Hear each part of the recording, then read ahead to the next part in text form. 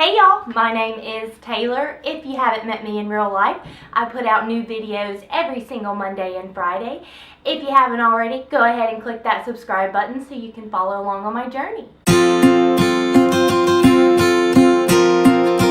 I previously did a video about 10 different tips for studying the Bible, and today I have 5 more tips. This is something that God has really laid on my heart. I think we don't learn practical ways to study the Bible, and if I can be of help of anyone, that's exactly what I want to do. A lot of these things I learned from trial and error, and I know how hard it is to get in the Word if you're not able to understand and digest what you're reading. These tips are very different from the tips I gave in my last video.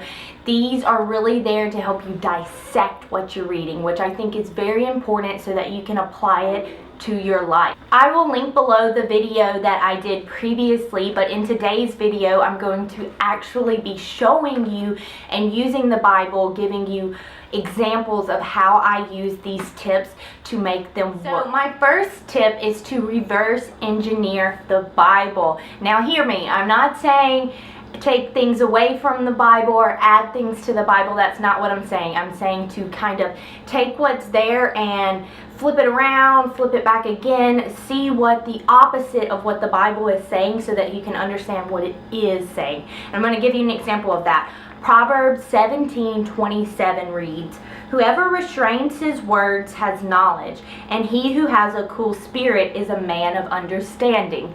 Now, when I first read through Proverbs, I kind of just blew past a lot of these Proverbs and just thought, oh, okay, that's cool.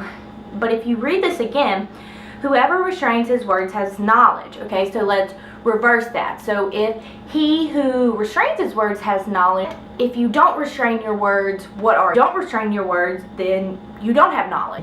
Okay? And he who has a cool spirit is a man of understanding. So if we kind of flip that, if a cool spirit is a man of understanding, then what would make you not a man of understanding? So you would have to have like a hot spirit. You'd have to be hot-headed, quick to anger temper. So that would make you a man that lacked understanding. So if I reverse engineer that and say, the original passage says, whoever restrains his words has knowledge, and he who has a cool spirit is a man of understanding.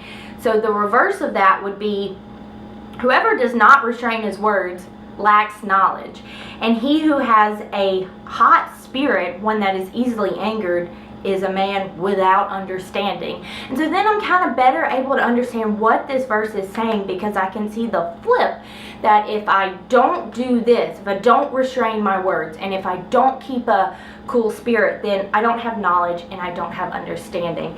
And you can do this with many verses in the Bible. It doesn't work on everything, but it is really helpful, and I hope that I was able to explain that well. My next tip is to cross-reference the Bible. So many things in the Bible are prophesied, and you can see them later in another verse. If you can pick out those things, or you can look up those things when something's a little hard to understand, it will really help you. So an example I have of that is Daniel chapter 8, verse 17. It says, "So he came near where I stood, and when he came, I was frightened and fell on my face. But he said to me, 'Understand, O Son of Man, that the vision is for the time of end.'" Now, if you don't have context for this passage, this is an interpretation of a dream that Daniel had.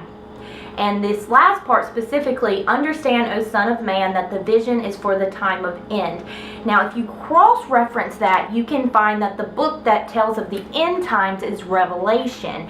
And in Revelation, they do talk about things that were in Daniel's dream. And it just kind of helps to pull everything together. Another cross-reference is in Matthew 16:27. It reads, "For the Son of Man is going to come with his angels in the glory of his Father, and then he will repay each person according to what he has done." This is mentioned again in 2 Corinthians 5:10. 2 Corinthians 5:10 reads that, "For we must all appear before the judgment seat of Christ, so that each one may receive what is due for what he has done in the body, whether good or evil." And so you can see that that same verse is said twice throughout the Bible, and it helps kind of drive home the purpose of those verses or of those stories. And I think it's a really powerful tool, and it helps you, if you ever are in an encounter with an unbeliever, back up what you're saying because it's said multiple times in the Bible. My third tip is to slow down and reread. Now I'm going to give you some practical tips for how to do this, because just saying slow down and reread sounds like too easy. Let's go to Ecclesiastes chapter 7 verse 5.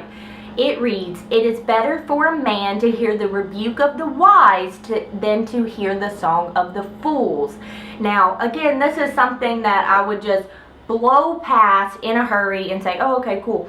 But if I take the time and I go back, slow down, and reread, I'm better to gain more context. So, it's better for a man to hear the rebuke of the wise. Okay, so it is better for a man to hear the rebuke of the wise. So rebuke is to kind of take instruction, so of someone from the wise. So it's better for me to have someone get on to me who is wise. So it's better for a wise person to get on to me than to hear the song of fools. So the song of fools, people who are not wise. So it's better for me to hear the instruction from wise people than it is for me to hear instruction from people who are not wise. Oh, okay, I see what's going on then. So it's better for a man to hear the rebuke of the wise than to hear the song of fools. And that just kind of helps me figure out what they're actually trying to say. Another one is Ecclesiastes chapter 7 verse 8. It reads, "Better is the end of a thing than its beginning, and the patient in spirit is better than the proud in spirit." So if I were to break that down, slow it down, and reread it, I would say, okay, better is the end of a thing than its beginning. Okay, God, what are you trying to say? Better is the end than the beginning?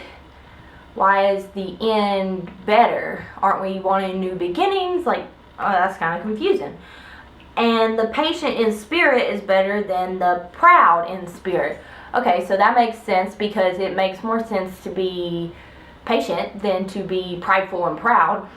But better is the end of a thing than its beginning. God, what are you trying to say? Let me break it down again.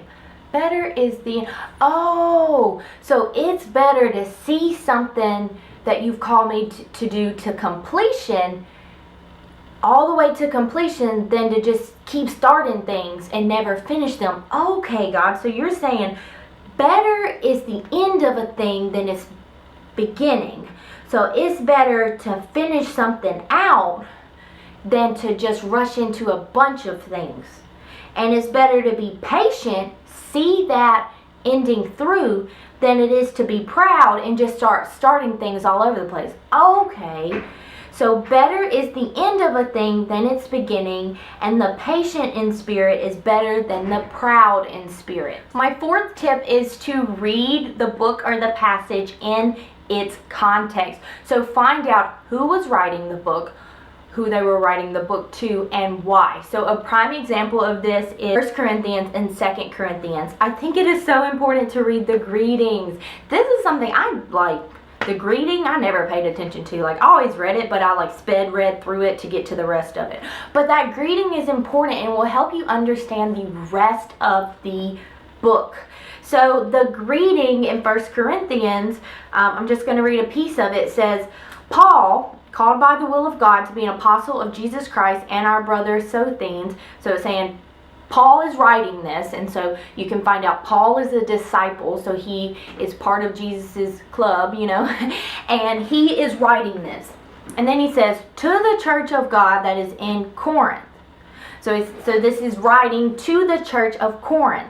And what you can kind of do, because a lot of us are not theologians and we don't just automatically know about the church of Corinth, what you can do is Google online about the church of Corinth. Now, you have to be careful in what you're Googling. Everything online is not vetted, but I'm pretty sure y'all all learned kind of how to tell what's a good source and what's not. But basically, the church of Corinth was very corrupt. They were doing lots of sin, had lots of idols. They were sexually immoral, just had a bunch of mess in it. And so Paul is writing this as an apostle of Christ Jesus to the church of Corinth. And so when you can understand why they needed this, who was writing it, to whom, and why, it makes sense for the whole book to come together a little bit, because you're not just reading it saying, oh, why are they just like going off? You know, you can know why they were acting in a way, and Paul was telling them, based on the knowledge he had from Christ, why that wasn't appropriate. And my fifth and final tip for studying the Bible is to always ask questions to those who are further along in their spiritual journey than you. Do not be ashamed. Be sure that you ask questions to people who can help you clarify things. Don't rely on other people to interpret the Bible for you, but do realize that you're not always going to know everything. And so sometimes I'll read something and I get kind of offended or jarred by it, and so I'll ask someone else how they read that, how they interpreted it, and it can really give me a better understanding of what was being said. We have all been at a place in our reading the Bible where we just didn't know what was going on. I still have those times all the time where I'm reading and I'm like, God, what are you trying to say to me? But I've come a long way. God has really brought me to a place where I can understand what He's saying through His Word. So He is communicating with me through His Word, and I don't want you guys to miss out on that opportunity to hear from the Lord because you don't know how to practically apply how to read the Word. So I really hope that this was helpful. Like I said, I know how difficult it is to read the Bible and feel like you're not understanding and God's not speaking to you, but that is not the purpose of reading the Bible. The purpose truly is to understand God's heart and to hear Him speak to you through His Word. That is the greatest tool we have. And I hope that these tips can help you connect with Him more and understand His Word more fully. Thank you guys so much for watching. If you have any more tips, please leave them in the comments below. Give this video a like, share it if you think it could be helpful to someone else, and go ahead and subscribe so you don't miss out on any new content. Bye.